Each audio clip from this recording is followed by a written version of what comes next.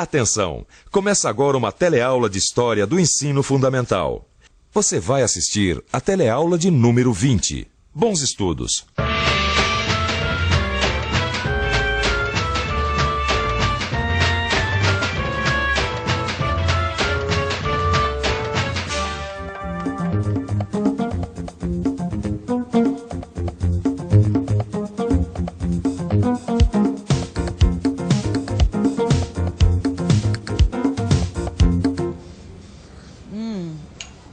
Às vezes a gente nem percebe, mas muito dos nossos hábitos tem a ver com a história do nosso país. O cafezinho, por exemplo. Você sabia que antes de ser conhecido como país do futebol, o Brasil era conhecido como país do café? E é exatamente esse o assunto da nossa aula de hoje. A expansão do cultivo do café e o crescimento industrial do Brasil. Então, hora do cafezinho. Ou melhor, hora da aula. A gente leva uma vida muito corrida. De casa para confecção.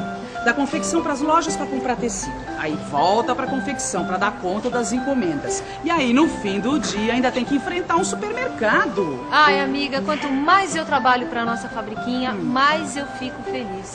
Supermercado, tiro de letra. Eu também. É que eu acho ruim porque sobra pouco tempo pra gente estudar. Mas eu tenho uma ideia. A gente pode estudar história enquanto faz as compras. Grande ideia. E o que é que nós vamos estudar? Deixa eu ver. Ahá! Tá aqui. Nós vamos estudar o papel do nosso principal produto de exportação, o café. Você sabe que eu já tinha ouvido falar que a exportação do café era a base da nossa economia. Essa verdade é comprovada, não é? Comprovadíssima. Isso desde os tempos do Império. Tem até o discurso de senador que mostra muito bem como algumas coisas eram. É o Brasil, o país que produz atualmente 3/5 partes do total deste artigo e que por isso assumiu uma espécie de monopólio. E a produção de qualquer mercadoria sob tais condições faz pesar a imposição sobre o consumidor, que tem que se sujeitar aos preços dos mercados produtores. Monopólio, venda sem concorrente. Amiga, você entendeu direito esse negócio de monopólio? Eu acho que sim. Pensa bem. Se esse fosse o único supermercado que vendesse café, todo mundo que quisesse comprar o café ia ter que vir até aqui. Exatamente. E tem mais, tem mais. O supermercado ia poder cobrar o preço que quisesse, já que ele era o único que tinha o produto. Agora eu entendi por que esse tal de monopólio só é bom para quem produz. O consumidor que paga o pato. Claro, para o consumidor o que é bom é a concorrência. Mas escuta, se naquela época o Brasil tinha o monopólio do café, quem é que levava vantagem com isso? Ai, amiga, vamos continuar fazendo nossas compras, porque essa pergunta só mesmo um especialista em economia para responder. Os grandes beneficiados deste monopólio brasileiro foram os fazendeiros, que apostaram e investiram no café. Isso aconteceu principalmente no Rio de Janeiro, em São Paulo e em Minas Gerais. O governo daquela época também saiu ganhando, já que o imposto de exportação pago pelo café era uma enorme fonte de renda. E como pagavam muitos impostos, os fazendeiros de café exigiam poder político. Foi assim no Império, com os barões do café no Vale do Paraíba, no Rio de Janeiro. Era assim também na Primeira República, com os fazendeiros de café de São Paulo. Um exemplo prático desse poder. Quando se produzia muito café, o próprio governo comprava o produto e estocava para manter o preço em alta. O café era mesmo um negócio da China. Você deve estar achando esquisita essa história de o governo comprar e estocar tanto café, não é mesmo? Mas, na verdade, isso é muito simples de entender. Vamos ver outro exemplo. O que acontece nos dias de hoje quando as geadas arrasam as plantações de laranja no sul do país? Diminui a produção de laranjas, é claro. Mas o número de pessoas que querem comprar laranjas permanece igual. Em outras palavras, diminui o número de laranjas, mas não diminui o número de pessoas. O resultado? Você sabe qual é. Aumenta o preço da laranja. Mas e quando acontece o contrário? Ou seja, o que acontece quando aumenta a produção de laranjas e o número de consumidores de laranja permanece igual? O preço desce. É lógico. Esta é a lei da oferta e da procura. Quando a procura é maior do que a oferta, o preço sobe. E quando a oferta é maior do que a procura, o preço desce.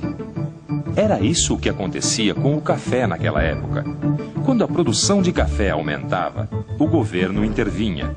Ele comprava e guardava o café para que o produto não chegasse ao consumidor.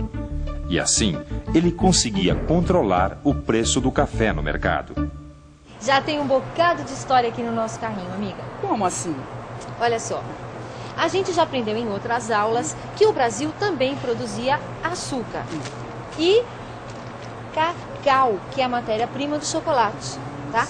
E hoje a gente ficou sabendo que a partir da metade do século XIX, o café se transformou no rei dos nossos produtos. É, isso aí dá o que pensar, hein? Quais serão as mudanças que o café trouxe para o Brasil? Mudanças? Claro. Ou você acha que plantar café é a mesma coisa que plantar cana-de-açúcar ou cacau? Não é? Bom, para quem não conhece, esse aqui é um pé de café. E essa frutinha vermelha é o famoso café. Esse aqui é o seu Antônio, que entende muito sobre esse assunto e vai nos ajudar a esclarecer algumas coisas sobre esse famoso produto. Seu Antônio, quanto tempo leva para um pé de café ficar desse tamanho? O pé de café, para ficar nesse tamanho, ele demora de 4 a 5 anos. E quanto tempo ele leva para começar a produzir? Ele pode produzir da idade de 2 anos, para dar os primeiros grãos de café. E depois ele vai produzindo para o resto da vida? Não, ele não produz para o resto da vida. Uma planta pode produzir até 30 anos. Mas hoje, com a nova tecnologia, eles plantam até 12 anos e depois eliminam a planta e plantam novas cultivares. Bom, isso é o que se faz hoje em dia, porque naquela época o costume era abandonar as plantações e começar novas plantações. Foi assim que a cafeicultura foi se expandindo pelo país. E agora a gente vai ver qual o caminho dessa verdadeira onda verde que foi a expansão do café. A onda verde da cafeicultura começou seu caminho no Vale do Paraíba Fluminense, com base no trabalho escravo. Mas ainda na primeira metade do século XIX, chegou em São Paulo e Minas Gerais.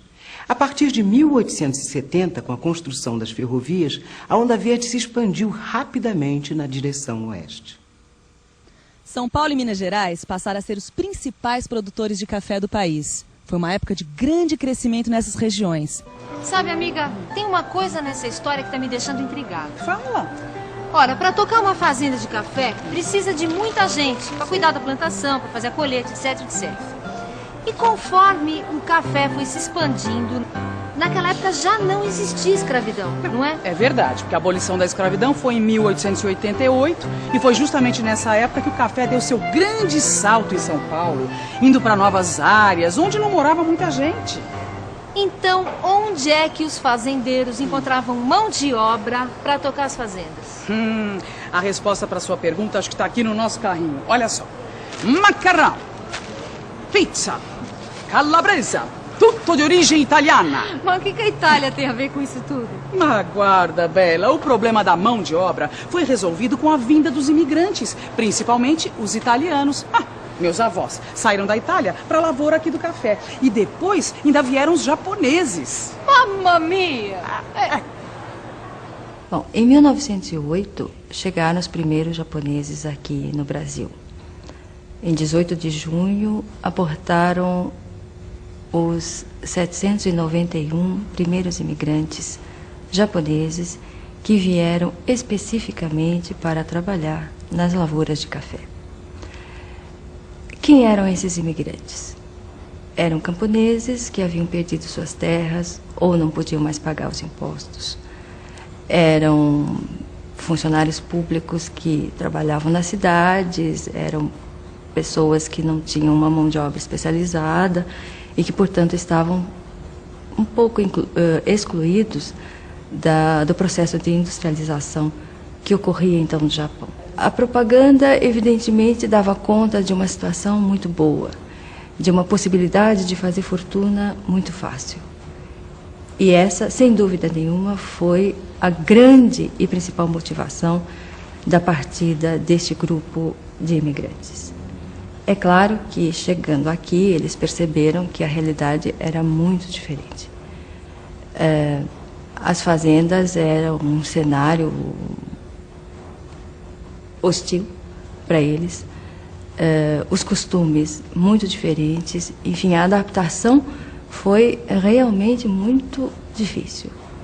Na verdade, quando eu tomo um cafezinho, não é sempre, evidentemente, que eu penso nas dificuldades que eles sofreram e tudo, mas é bom saber que este produto tem uma história tão grande e envolve os meus antepassados. Isso é muito bonito. A gente podia comprar polvilho, um queijo meia cura, fazer pão de queijo para tomar com cafezinho. Ótima ideia, amiga. Nada melhor do que um pão de queijo bem quentinho com um cafezinho bem fresquinho. Falando nisso, o que será que acompanhava o café naqueles tempos? Como assim? Ah, querida, é lógico que a cafeicultura gerava muita riqueza, mas ninguém vive só de café. A gente não viu que estava surgindo uma cidade atrás da outra? Que mudanças será que essa prosperidade trazia? Boa pergunta, Cida. Vamos pensar um pouco? Vamos pensar um pouco.